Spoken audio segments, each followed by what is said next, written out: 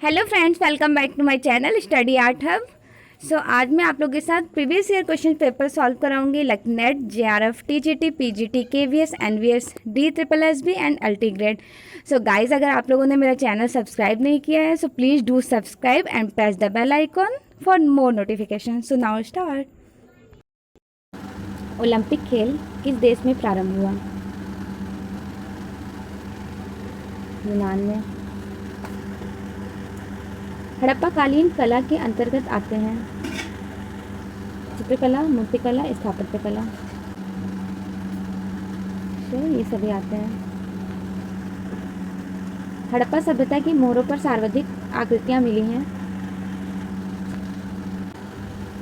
ये मिली है एक सिंग वाली यूनिकॉर्न की। और सर्वश्रेष्ठ कौन सी मिली है? तो सर्वश्रेष्ठ है कुकुट वाले बैल। कुकुट वाले बैल लाइक कुछ इस टाइप के होते हैं। जो सिंपल बैल होते हैं तो मतलब फील की जो बैल इस टाइप के होते हैं, तो उनको जो ऐसे ऐसे ऐसे लटका रहता है बैलों को यहाँ गर्दन के पास, वो कुकुट वाले बैल, उनको सर्वश्रेष्ठ माना गया है मोरों पर। अजंता की किस कला में सर्वाधिक चित्र प्राप्त हैं?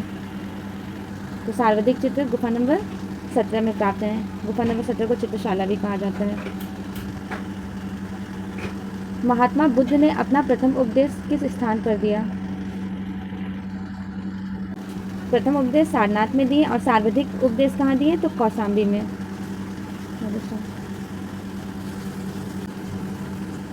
जोगीमारा गुफा का समय क्या है?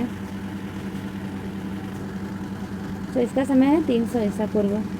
और जोगीमारा नर्मदा नदी के किनारे है और सर्वप्रथम भारत में भित्ति चित्र जोगीमारा की गुफा से मिला है। किस बौद्ध संगीति में बुद्ध की प्रतिमा या चित्र बनाकर पूजा की जाने लगी? तो प्रथम मतलब ये बुद्ध की प्रतिमा मिली है चतुर्थ बौद्ध संगीति। अब थोड़ा डिस्कस कर लेते हैं बौद्ध संगीति क्या है। तो ये बुद्ध से रिलेटेड है। बुद्ध के टाइम में संगीति होती थी। तो प्रथम संगीति कब हुई है? 483 में BC। और द्वितीय बौद्ध संगीति उसके 100 साल बाद 383 में।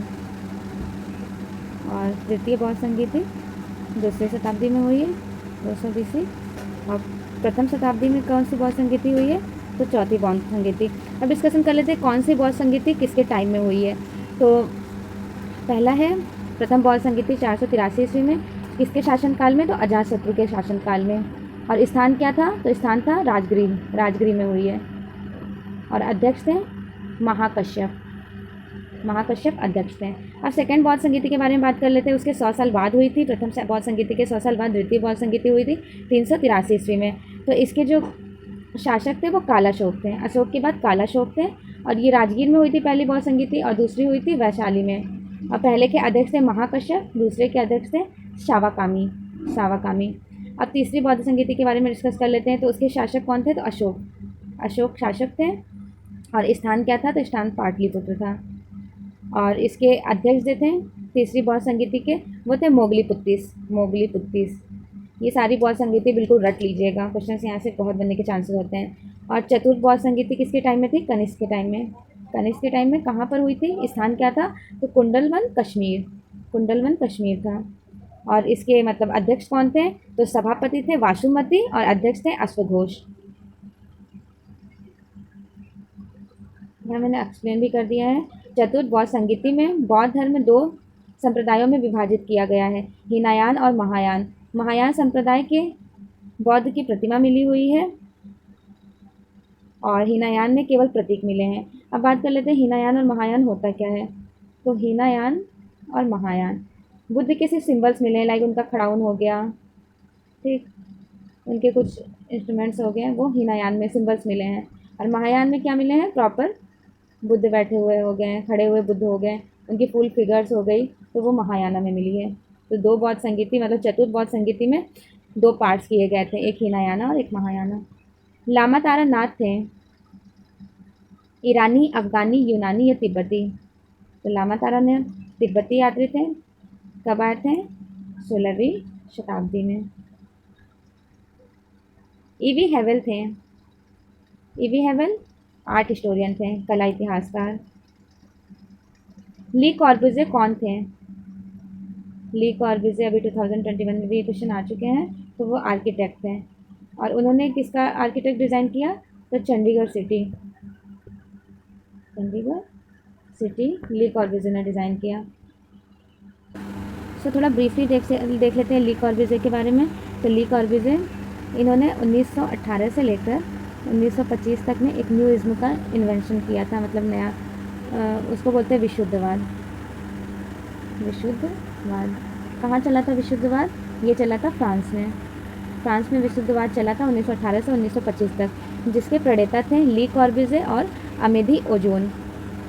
और इनका मेन मतलब थीम्स क्या था, ये सब्जेक्ट मैटर क्या थे, ये इज़्म को स्टार्ट करने के लिए तो ये काल्पनिक आकारों के स्थान पर वह कार्यरत आकारों को चित्रित किया, मतलब इमेजिनेशन से रिलेटेड इन्होंने यहाँ पे इस इज़्म में काम की। उसके फाउंडर ली कॉर्ब्यूज़े थे। कौन सा हिंदू धर्म का मंदिर भारत में नहीं है? अंकोर वाट का मंदिर भारत में नहीं है। अब बात कर लेते हैं कि अंकोर वाट का सूर्य मंदिर कहाँ पर है? तो ये है कंबोडिया में। अंकोर वाट का सूर्य मंदिर कंबोडिया में है, जो 12वीं शताब्दी की है, 12th सेंचुरी की। और इसका निर्माण किसने कराया था? तो सूर्यवर्मन द्वितीय ने। सूर्यवर्मन द्वितीय ने इसका निर्माण कराया। और ये किसको समर्पित है अंकोर वाट का सूर्य मंदिर? तो विष्णु को समर्पित है। और विश्व का सबसे बड़ा मंदिर कौन सा है? ये क्वेश्चन आ सकता है। विश्व का सबसे बड़ा मंदिर तो हिंदू मंदिर अंकोर वाट का सूर्य मंदिर है। अब प्रत्येक गुंबद में 100 फीट मतलब 180 फीट का बना हुआ है वो प्रत्येक गुंबद। सबसे बड़ा चित्र समुद्र मंथन कहाँ से मिला है? किसका चित्र? तो समुद्र मंथन का।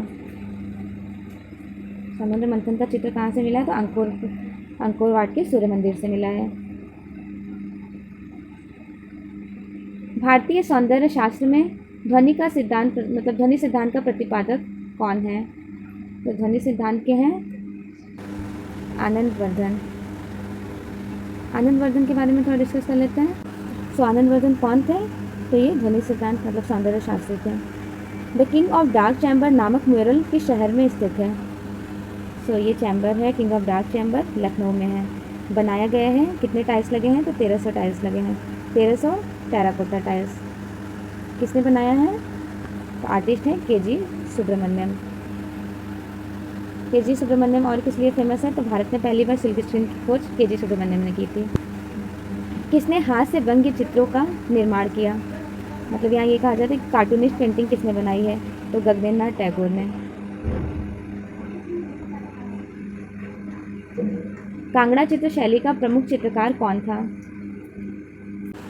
कांगड़ा के फेमस आर्टिस्ट हैं मोलाराम। और भी कुछ हैं। सर्वश्रेष्ठ कलाकार कांगड़ा के कौन हैं? तो वो हैं पुरखू। पुरखू सर्वश्रेष्ठ कलाकार हैं। और कुशन लाल भी बहुत इम्पोर्टेंट आर्टिस्ट हैं। कुशन लाल और सजनू। वैसे तो आर्टिस्ट बहुत है लेकिन ये 3 आर्टिस्ट बहुत ज़्यादा इम्पोर्टेंट हैं। पुरखू हैं, पुरखू के बारे में थोड़ा एक्सप्लेन कर देते हैं। ये सर्वश्रेष्ठ कलाकार हैं।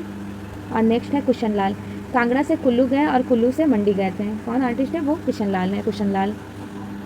और ये कांगड़ा शैली गुलेर का ही विकसित रूप है और पहाड़ी शैली का सर्वश्रेष्ठ शैली कहा जाता है। बांग्लादेश का जन्म जिसे बोलते हैं बर्थ ऑफ बंगाल। पेंटिंग का नाम है बर्थ ऑफ बंगाल। किसकी पेंटिंग है? तो ये फेमस आर्टिस्ट के हैबर की है। कॉक फाइटिंग भी इनकी बहुत फेमस पेंटिंग है। Black pages of the Indian Republic चित्र श्रृंखला के चित्रकार कौन थे? तो ये यूपी के आर्टिस्ट हैं रणवीर सिंह बिष्ट। बाढ़ के दृश्य का चित्र रणवीर सिंह बिष्ट ने बनाया है। लखनऊ कला विद्यालय के अध्यक्ष भी रहे, मतलब वहाँ के टीचर। फारसी में अनुवाद महाभारत को जाना जाता है, मतलब फारसी में अनुवाद किया गया है महाभारत का, तो वो किस नेम से जाना जाता है? वो रज़्मनामा के नेम से जाना जाता है। रज़्मनामा के नेम से जाना जाता है। और ये चित्रित कब हुई है? तो 1582 में। और ये कहा जाता है कि इस पेंटिंग को बनाते वक्त 50 कलाकार मतलब टोटल 50 कलाकार ने इस पेंटिंग को पूरा किया। और कितनी पेंटिंग थी? 169। 169 चित्र थे यहाँ पर। और यहाँ पे 3 जिल्दों में बांटा गया था। जैसे 3 जिल्द किसे कहते हैं ये बता देते हैं। 1 बुक, 2 बुक और 3 बुक कर लीजिए। तो यहाँ पे मतलब 3 जिल्दों में बांटा गया था। 3 इसकी बुक्स थी। किसकी? तो रज़्मनामा की। और रज़्मनामा के एक बहुत फेमस आर्टिस्ट हैं दसावन ने टोटल 24 पेंटिंग्स यहाँ पे बनाई है। और इसी पेंटिंग बनाने के दौरान 21 पेंटिंग में इनके सिग्नेचर मिलता है और 3 पेंटिंग्स में नहीं मिलता है। क्यों? क्योंकि यही पेंटिंग बनाते वक्त इनकी ये पागल हो गए थे, फिर इनकी डेथ हो गई थी। रज़्मनामा बनाने में पूरे कितने पैसे लगे हैं? तो टोटल 4 लाख रुपए लगे हैं। और एक इम्पॉर्टेंट क्वेश्चन यहाँ से ये बन सकता है कि रज़्मनामा पेंटिंग कहाँ पर संग्रहित है? तो रज़्मनामा के प्रथम जो चित्र हैं, प्रथम कृति वहाँ पर है सवाई मान सिंह संग्रहालय, सवाई मान सिंह संग्रहालय जयपुर में है। और द्वितीय कृति कहाँ पर है? तो द्वितीय कृति है ब्रिटिश संग्रहालय लंदन, ब्रिटिश संग्रहालय लंदन में संग्रहित है। और एक लास्ट इम्पॉर्टेंट टास्क ये है कि 148 चित्र, इनके चित्र में 148 चित्र टी.एच. हैंडल्स हैं। टी.एच. हैंडल ने प्रकाशित किया है अपनी पुस्तक में। कितने चित्र को प्रकाशित किए हैं वो? तो 184। टोटल 148 पेंटिंग को टी.एच. हैंडल ने अपनी पुस्तक में प्रकाशित किया। सावरी चित्र किसने बनाया? सावरी पेंटिंग है बद्रीनाथ आर्या की, यूपी के आर्टिस्ट है बद्रीनाथ आर्या भी। और गंगावतरक भी इनकी बहुत फेमस पेंटिंग है। निम्न में से कौन जहांगीर के दरबार का चित्रकार नहीं है? तो देख लेते हैं कौन नहीं है जहांगीर के दरबार के चित्रकार। मंसूर भी हैं, पक्षियों के चित्रकार हैं, मनोहर भी हैं, बिशनदास भी हैं छवि चित्रकार। तो यहाँ पर बसावन नहीं है, क्योंकि बसावन तो अकबर के काल के थे। मुगल काल में जानवरों और पक्षियों के चित्रण के विशेषज्ञ कौन थे? तो ये थे जहांगीर काल के फेमस आर्टिस्ट उस्ताद मंसूर। गुड़िया शीर्षक वाली श्रृंखला के चित्रों का निर्माण किसने किया? गुड़िया शीर्षक जिसे बोलते हैं डॉल सीरीज। तो डॉल सीरीज के हैं विकोस भट्टाचार्य, सरेलिस्ट आर्टिस्ट कहे जाते हैं इंडिया में। कांथा टेक्सटाइल का लोक रूप है, यह कहाँ से है? तो कांथा स्टिचिंग जो है वो बंगाल की है। गीत गोविंद के लेखक हैं, तो गीत गोविंद किसके काल में लिखी गई है? तो पाल शैली के बाद सेन वंश चला था, सेन वंश बंगाल में। तो उसी टाइम में कौन से राजा थे? तो राजा लक्ष्मण सेन, राजा लक्ष्मण सेन के समय गीत गोविंद जयदेव ने लिखी। तो राइट आंसर हो जाएगा हमारा जयदेव। और ये किस सेंचुरी में लिखी गई है? कौन सी शताब्दी थी? तो ये थी 12वीं शताब्दी।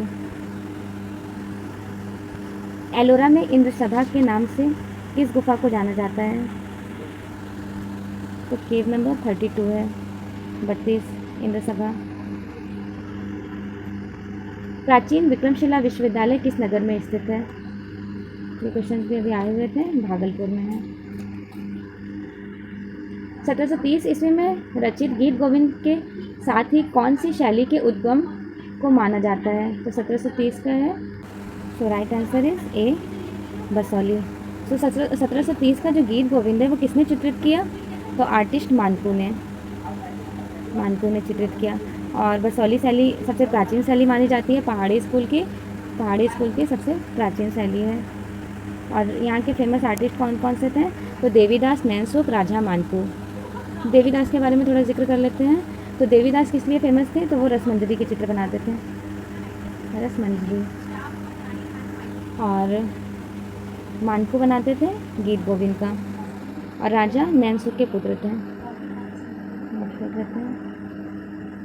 कला विमर्श पुस्तक के संपादक हैं, कला विमर्श के संस्थापक हैं अवधेश मिश्र, ये भी यूपी के आर्टिस्ट हैं। निम्नलिखित में से चक्र आकार रेखाएं कौन सा प्रभाव छोड़ती हैं? सो चक्र आकार रेखाएं गति छोड़ती हैं, मतलब गति। किस तरह से? कोई भी रेखा है, लाइक हम इस तरह से बनाएंगे स्पाइरल शेप में, तो ये क्या एक मूवमेंट शो करेगा, तो ऐसा लगेगा कि ये बिल्कुल हिप्नोटाइज हो रहा है, मूव हो रहा है, तो गति, मूविंग फोकस है। नेक्स्ट है अपनी कृतियों में बिंदी का प्रयोग कौन करता है? तो अपनी कृतियों में बिंदी का प्रयोग भारती खेर करती हैं। अब यहाँ एक इम्पॉर्टेंट टास्क ये देख लेते हैं, बिंदी जो है, बिंदी का चित्र, तो बिंदी का जो चित्र प्रयोग किसने किया? तो भारती खेर ने। अब बिंदु पेंटिंग किसकी है? बिंदु पेंटिंग है रज़ा की। अब बिंदुवादी कलाकार कौन है? बिंदुवादी कलाकार बेंद्रे हैं, बेंद्रे। तो ये तीनों रिलेट करके लर्न कर लीजिएगा कि बिंदु पेंटिंग रज़ा की है, बिंदुवादी कलाकार पॉइंटिज्म बेंद्रे हैं और अपनी पेंटिंग में बिंदी का यूज़ करती थी भारती खेर। इनमें से किस मुगल चित्रकार ने भारतीय देवी देवताओं का चित्रण किया? देख लेते हैं कौन से मुगल चित्रकार हैं। तो वो हैं दसावन। दसावन ने देवी देवताओं के चित्र किए हैं। भित्ति चित्र भी इन्होंने ही बनाए। फ्रेस्को ब्यूनो में इन्होंने भित्ति चित्र भी बनाई थी। कंपनी शैली का चित्रकार कौन है? कंपनी शैली के आर्टिस्ट हैं टिली कैटल। कंपनी शैली की खोज कब हुई थी? 1943 ईस्वी में। किसने किया? पीसी मानक ने। कंपनी शैली को और किस नाम से जाना जाता है? तो पटना स्कूल, पटना शैली। और इस पर प्रभाव किसका था? तो Indian and European, Indian and European प्रभाव था। निम्नलिखित में से बाबरनामा की सचित्र प्रतियां किसने तैयार करवाई थी? तो बाबरनामा की जो कृति तैयार करवाई है वो है अकबर। अब थोड़ा बाबरनामा पे डिस्कस कर लेते हैं। तो तुर्की भाषा में बाबरनामा किसने लिखा था? तुर्की भाषा में तो स्वयं बाबर लिखे थे, स्वयं बाबर। और इसका फ़ारसी अनुवाद किसने किया बाबरनामा का? तो फ़ारसी अनुवाद बाबरनामा का किए हैं अब्दुल रहीम खानम खाना, अब्दुल रहीम खानम खाना। और यहाँ से एक इम्पॉर्टेंट टास्क ये है कि बाबरनामा जो पेंटिंग है उसमें लगभग कितने कलाकार थे? तो टोटल 48 कलाकार थे। 48 कलाकार ने बाबरनामा पेंटिंग बनाई। और बाबरनामा पेंटिंग में टोटल कितनी पेंटिंग्स हैं? तो टोटल 144 पेंटिंग्स हैं, मतलब पूरी 144 पेंटिंग है। और बाबरनामा की एक पेंटिंग जो है, मतलब एक कृति 1989 ईस्वी में अब्दुल रहीम खानम खाना ने अकबर को भेंट किया था, जो कहाँ पर संग्रहित है? तो ब्रिटिश म्यूज़ियम लंदन में है। और इस ग्रंथ की जो दूसरी कृति है वह कहाँ पर संग्रहित है? तो वो है राष्ट्रीय संग्रहालय नई दिल्ली में। कहाँ से मिली थी ये दूसरी कृति? तो दूसरी कृति मिली थी आगरा कॉलेज, मतलब आगरा के कॉलेज से। इस कॉलेज से दूसरी कृति मिली है, तो आगरा कॉलेज से। और कहाँ पर संग्रहित है? राष्ट्रीय संग्रहालय नई दिल्ली में। बाबरनामा पेंटिंग में ही बाबरनामा में ही पेंटिंग एक बनाए हैं जगन्नाथ ने, आर्टिस्ट जगन्नाथ की पेंटिंग हमेशा आती है एग्जाम्स में कि Babur crossing the river, Babur crossing the river मतलब बाबर सोन नदी पार करते हुए। और एक और पेंटिंग है बाबर बगीचे में दावत खाते हुए, बगीचे में दावत खाते हुए। ये दोनों पेंटिंग जगन्नाथ ने बनाई है। किस ग्रंथ में? तो बाबरनामा में। महात्मा गांधी संस्था मॉरिशस में किस कलाकार ने म्यूरल बनाए हैं? तो ये क्वेश्चन अभी आया होता है टीजीटी एग्ज़ाम में 2021 में। सतीश गुजराल ने बनाई है। सतीश गुजराल दिल्ली शिल्पी चक्रा के मेंबर हैं और इन्होंने सबसे पहले इंडिया में एक्रेलिक कलर का यूज़ किया है 1950 में। सतीश गुजराल फाउंडर कहे जाते हैं एक्रेलिक कलर के। द नाइट कैफ़े किस कलाकार की रचना है? नाइट कैफ़े पेंटिंग है वैन गॉग की। वैन गॉग कब पैदा हुए थे? तो 1853 ईस्वी में हॉलैंड में। ये डच आर्टिस्ट भी कहे जाते हैं, डच आर्टिस्ट। और ये मतलब फेमस इनकी किस टाइप की पेंटिंग थी? तो ये पोटैटो ईटर्स बनाते थे, सनफ्लावर, स्टेरी नाइट जिनको तारों भरी रात कही जाती है। नाइट कैफ़े भी इनकी बहुत फेमस है, जो यहाँ पे अभी हमने क्वेश्चन में पूछ लिया है, नाइट कैफ़े। और इनकी इम्पॉर्टेंट पेंटिंग है वैन गॉग और गॉगन की कुर्सी। और इनकी एक बुक है, बहुत फेमस बुक है, उसका नेम है the lust of life, lust of life. तो इस बुक पर किसकी स्टोरी लिखी हुई है? वैन गॉग की। और इसके राइटर कौन है लस्ट ऑफ लाइफ के? तो इरविन एर्नोल्ड हैं। इनकी एक कोटेशन है I want to paint humanity, Van Gogh की। नेक्स्ट देख लेते हैं विवान सुंदरम ने किस कला विद्यालय में अध्ययन किया? तो कहाँ से इन्होंने एजुकेशन ली थी विवान सुंदरम ने? ललित कला संकाय AMU बड़ौदा से। ललित कला संकाय AMU बड़ौदा। कौन सा नेता कार्टूनिस्ट भी है? तो कार्टूनिस्ट हैं बाल ठाकरे। और इंद्र कुमार गुजराल कौन थे? तो ये आर्टिस्ट सतीश गुजराल के भाई थे। किस वास्तु के स्पर्श से हुआ विशिष्ट अनुभव है? तो यहाँ पे टेक्सचर के बारे में बात हो रही है। किसी भी वस्तु का जो हम इंटेंसिटी, उसकी क्वालिटी पहचानते हैं, उसे टेक्सचर पोत कहते हैं। तो हम बात कर लेते हैं टेक्सचर कितने टाइप से। सो टेक्सचर 2 प्रकार के होते हैं पोत। कौन कौन से? तो एक होते हैं वास्तविक और दूसरे होते हैं सृजित। दो प्रकार के पोत होते हैं। सो अब डिस्कशन कर लेते हैं वास्तविक पोत के बारे में। सो वास्तविक पोत नेचुरल टेक्सचर होता है, like good God creation. For example trees, would, stone and clay, जो पेड़, लकड़ी, पत्थर, बालू, ये सब जो होते हैं वो वास्तविक टेक्सचर होते हैं। अब नेक्स्ट हम लोग बात कर लेते हैं सृजित टेक्सचर कौन सा होता है। तो सृजित टेक्सचर दो प्रकार के होते हैं। कौन कौन से? तो सृजित टेक्सचर एक होते हैं अनुकरण, नकल, और दूसरे होते हैं काल्पनिक, जिसे बोलते हैं इमेजिनेशन। तो अनुकरण के बारे में बात कर लेते हैं। अनुकरण किसी भी टेक्सचर को कॉपी करना, लाइक आर्टिस्ट जब पेंटिंग बना रहे होते हैं, जैसे मैं पेंटिंग बनाई थी तो टेक्सचर वाइट से 3D इंप्रेशन देती है अपने कैनवस पर, तो वो मैंने खुद क्रिएट किया, तो वो कौन सा टेक्सचर हुआ? वो हो गया अनुकृत, कॉपी टेक्सचर। अब नेक्स्ट होता है काल्पनिक टेक्सचर। तो काल्पनिक इमेजिनेशन टेक्सचर को कहते हैं। और कुछ आर्टिस्ट ने कुछ फिलोसफर ये लोगों का इसमें कहना है कि 3 प्रकार के टेक्सचर्स होते हैं। तो वो 3 प्रकार के टेक्सचर कौन कौन से होते हैं?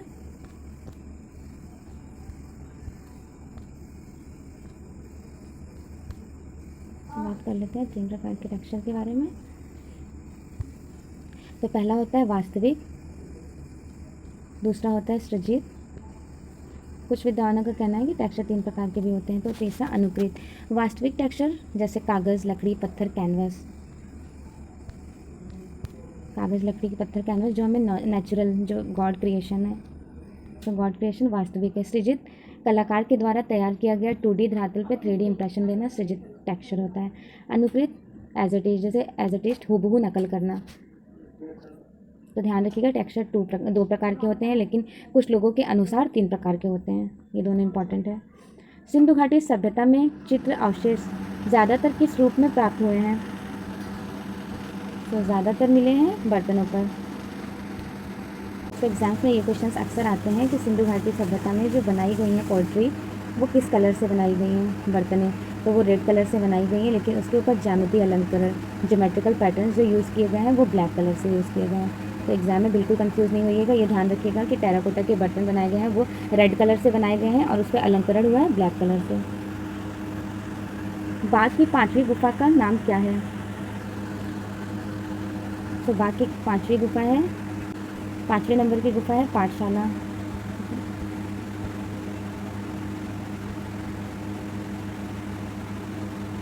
अब थोड़ा डिस्कशन कर लेते हैं कि बाघ की गुफा की खोज कब हुई थी, किसने की थी। तो 1818 में डेंजर फील्ड में की थी। और ये किस नदी के किनारे है? तो बाघिनी नदी के किनारे है बाघ की गुफा, मध्य प्रदेश में।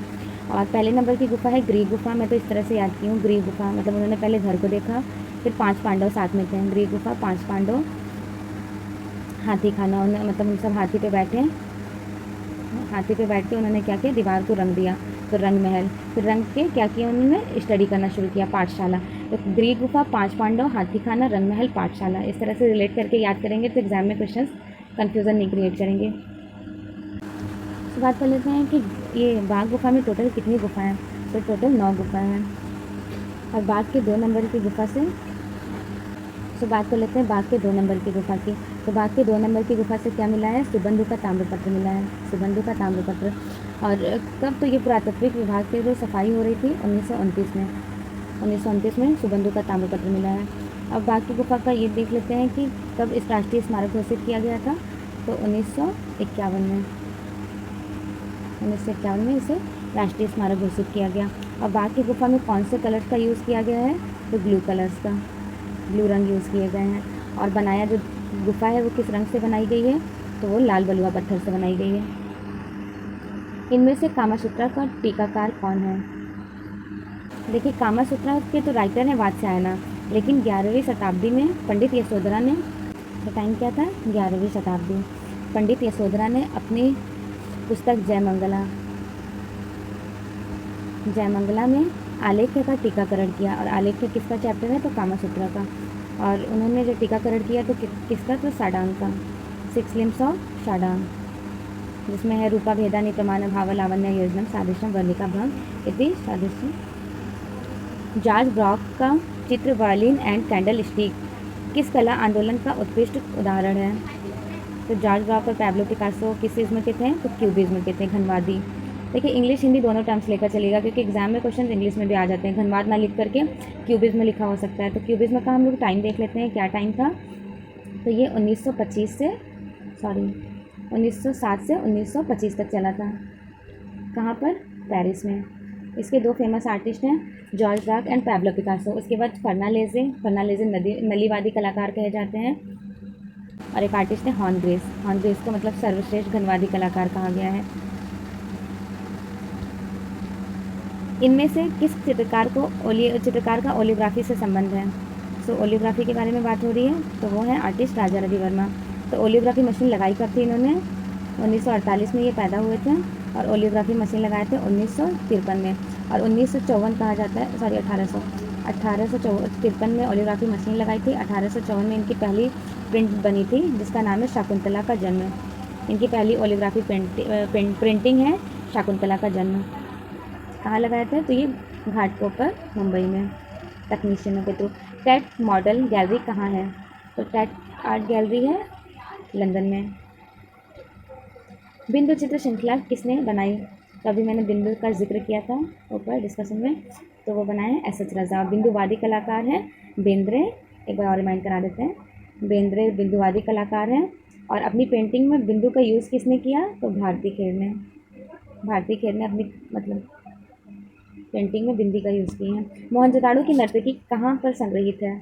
तो मोहनजोदाड़ो की नर्तकी है मतलब डांसिंग गर्ल राष्ट्रीय संग्रहालय नई दिल्ली में। और किस मीडियम में बनाई गई है? तो ये काहे में बनाई गई है? ब्रॉन्ज में, जिसे बोलते हैं कांसे में। और इसका साइज़ क्या है? इस बार आया था एग्जाम में 10.5 इंटू 2.5 ये साइज़ है। समकालीन भारतीय चित्रकला हुसैन के बहाने के लेखक कौन है? तो हुसैन के बहाने ये है अशोक भौमिक की समकालीन भारतीय चित्रकला हुसैन के बहाने। इनमें से किसने मीराबाई भित्ति चित्र चित्रित किया है? सो नंदलाल बसु ने किया है। और एक इम्पॉर्टेंट थी कि पहली बार पद्म विभूषण पाने वाले कलाकार कौन थे? तो नंदलाल बोस थे। 1954 में इनको पद्म भूषण मिला है। और इनको नव बंगाल शैली के जन्मदाता भी कहा जाता है। नव बंगाल शैली के 1922 ईस्वी में ये टीचर बने थे शांति निकेतन में। और 1906 ईस्वी में ये इनरोल्ड हुए थे, सॉरी एक्चुअली टाइपिंग मिस्टेक हो गया। 1905 में ये शांति निकेतन में प्रवेश लिए थे, मतलब वहाँ पे स्टूडेंट बने। किसके स्टूडेंट थे ये? तो ये थे अवनींद्रनाथ टैगोर के स्टूडेंट। और उसी टाइम में अवनींद्रनाथ टैगोर वहाँ पे टीचर बने थे शांति निकेतन 1905 में। सारनाथ स्तंभ में बने 4 पशुओं के नाम हैं, तो क्या नाम है? तो इसका आंसर होगा सी, वृषभ, गज, घोड़ा और शेर। तो देख लेते हैं वृषभ किसका प्रतीक है? वृषभ किसका प्रतीक है? तो वृषभ है भूमि की उर्वरता का। दूसरा देखते हैं गज किसका प्रतीक है? चातुर्य का। घोड़ा अश्व राजस्व का प्रतीक है, अश्व भी कहते हैं। और सिंह है शौर्य का प्रतीक। अब यहाँ पे ये एक इम्पॉर्टेंट क्वेश्चन आ सकता है कि सारनाथ के स्तंभ पर ईरानी व फारसी प्रभाव किस फिलोसफर? तो ये हैं चार्ल्स फाबरी एंड विंसेंट स्मिथ। इन दोनों के अकॉर्डिंग यहाँ पे किसका प्रभाव है? तो फारसी और ईरानी प्रभाव है। संगीतकारों की मुख्य आकृतियों के लिए प्रसिद्ध है।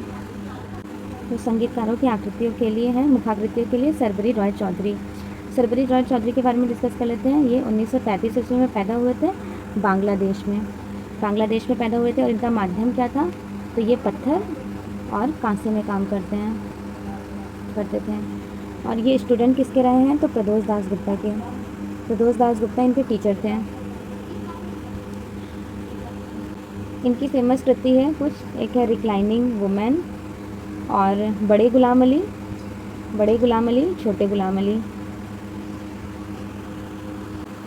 गुप्त काल की मूर्तियों में यमुना नदी की वाहक के रूप में किस जीव को दिखाया गया है? सो यमुना नदी का वाहन है कुर्म। अब हम बात कर लेते हैं गंगा का क्या है? तो गंगा का मकर है और यमुना का कुर्म। किस कलाकार ने भारत माता नामक चित्र का सृजन किया है? तो ये फेमस आर्टिस्ट हैं बंगाल स्कूल के फाउंडर अवनींद्रनाथ टैगोर। भारत में लघु चित्रों के जनक के रूप में किसे जाना जाता है? तो लघु चित्र पाल शैली की है। जो ताड़पत्रों पे पेंटिंग होती थी, ताड़पत्र का साइज़ होता था 22 1.5 इंटू 2 1.5, लाइक स्क्रॉल टाइप में होती थी, कुछ इस तरह के बनाए जाते थे। और फिर यहाँ पर देवनागरी और पाली भाषा में लेख लिखा जाता था और अंदर पेंटिंग बनाई जाती थी। जोगीमारा की गुफाएं कहाँ स्थित है? तो जोगीमारा की गुफाएं छत्तीसगढ़ में स्थित हैं और फेमस क्यों है? तो सबसे सर्वप्रथम भित्ति चित्र यहीं से मिला। किस शहर में प्रसिद्ध मीनाक्षी मंदिर स्थित है? मीनाक्षी मंदिर है मदुरै में। मोनालिसा नामक चित्र किसने चित्रित किया? तो मोनालिसा बनाया famous artist, high renaissance famous artist Leonardo da Vinci. तो किस पर बनाया गया है? तो ये पॉपुलर वुड, पॉपुलर लकड़ी पे बनाया गया है। किस रंग से? लाल रंग से, रेड कलर से बनाया गया। ये कहा जाता है कि ये पेंटिंग, वैसे तो पेंटिंग 2 डायमेंशनल होती है, लेकिन मोनालिसा को इन्होंने कहा है कि 3 डायमेंशनल है। और किसका रिफ्लेक्शन दिखाई दिया देता है? तो कहा जाता है कि ला जियोकॉन्डा के, मतलब देख करके इन्होंने ऐसा कुछ मोनालिसा पेंटिंग बनाई है। और मोनालिसा कहाँ संग्रहित है? तो लूव्र म्यूज़ियम पेरिस में। और टाइम क्या है? 1501 से 1505 तक में कंप्लीट हो गई थी। जॉन कॉन्स्टेबल संबंधित हैं। तो जॉन कॉन्स्टेबल हैं इंग्लिश रोमांटिक आर्टिस्ट। अजंता गुफाओं की अनुकृतियाँ किसने तैयार की? अजंता गुफाओं की अनुकृतियाँ असित कुमार हल्दर ने तैयार की। कब? तो 1910 में लेडी हेरिंगम की अध्यक्षता में, जो 1915 में प्रकाशित हुआ अजंता फ्रेस्कोस के नेम से। इनके साथ कुछ और भी आर्टिस्ट हैं, लाइक ल्यूक लार्जर, सैयद अहमद, फजलुद्दीन, नंदलाल बसु, इन सारे आर्टिस्ट ने मिलकर काम किया। सांची स्तूप किस लिपि में संदेश खुदा है? तो सांची का स्तूप है ब्राह्मी लिपि में, लिपि है ब्राह्मी। तो सांची का स्तूप है कहाँ? तो रायसेन जिला में है, रायसेन जिला मध्य प्रदेश एमपी। और खोज किसने की थी? तो सर रायलेट ने, सर रायलेट ने इसकी खोज की थी। सर रायलेट ने इसकी खोज 1818 में की थी। और ये किस में बनाई गई है, मतलब किससे? तो लाल बलुआ पत्थर से, लाल बलुआ पत्थर से बनाई गई है। और सांची का स्तूप कुछ इस तरह से है, आपको बता देते हैं ड्रॉ करके, कुछ इस तरह से बनाई गई है। और कितने तोरण द्वार लगाए गए हैं? तो 4 तोरण द्वार लगाए गए हैं चारों तरफ। यहाँ पे तोरण द्वार है, यहाँ है और एक पीछे, और इसमें 3 बरेड़ियाँ लगाई गई हैं। और सांची स्तूप का व्यास बता देते हैं, तो 120 है फीट 36 मीटर कह लीजिए, और इसकी लंबाई है 54 फीट 16 मीटर। थोड़ा एरो के हेल्प से मैं आप लोगों को समझा देती हूँ इसका सीक्वेंस।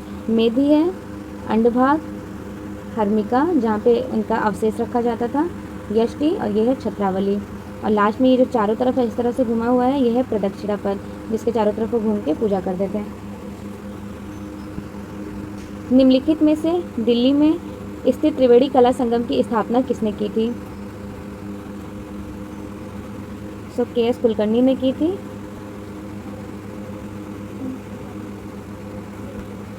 के.एस. कुलकर्णी कब किए थे? तो 1948 ईस्वी में।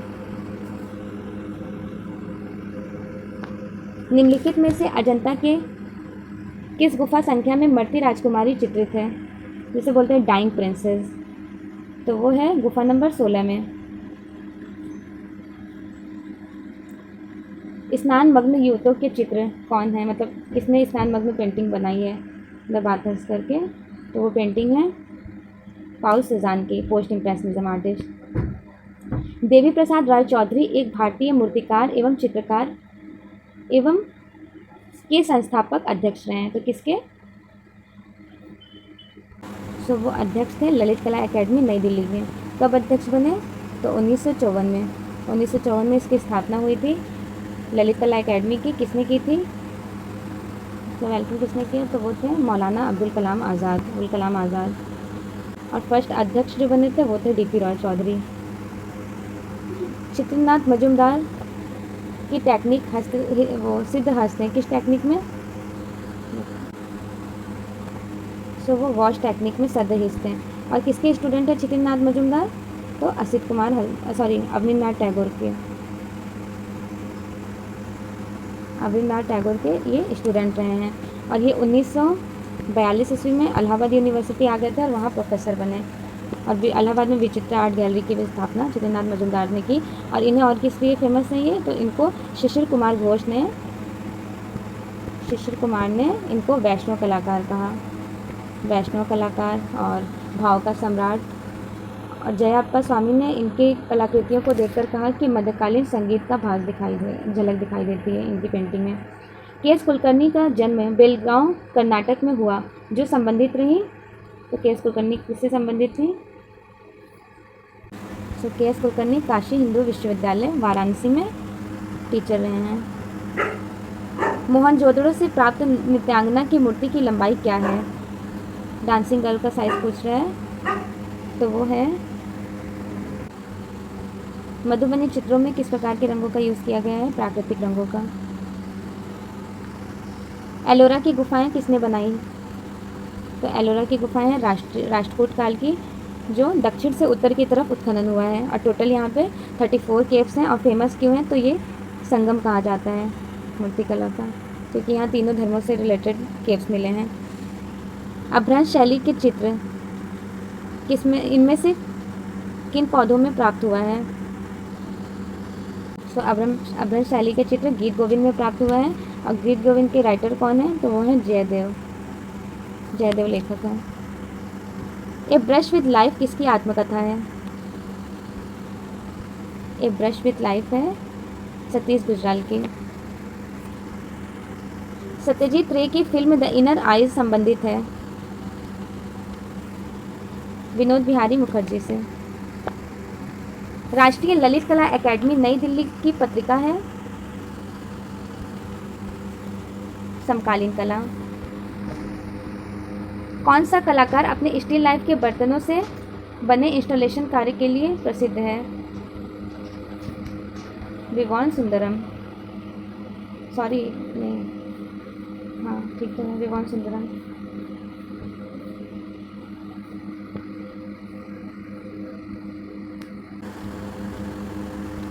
तो वो थे सुबोध गुप्ता, आर्टिस्ट सुबोध गुप्ता। इनमें से कौन सा रंग द्वितीयक रंग समूह का नहीं? पंचमढ़ी गुफाएं किससे जुड़ी हुई हैं? तो ये 5 पांडवों की गुफा के नाम से फेमस है। इनमें से किस गुफा में कैलाश मंदिर स्थित है? सो गुफा नंबर 16 में कैलाश मंदिर स्थित है। कृष्ण प्रथम ने इसकी खोज की थी। और कैलाश मंदिर की तुलना किससे की जाती है? तो ग्रीक के पार्थेनन मंदिर से। Thanks for watching my video. So इसके आगे मैं कंटिन्यू नेक्स्ट वीडियोज़ में अपलोड करूँगी पूरे क्वेश्चन पेपर। सो प्लीज़ अगर and best wishes for your exam.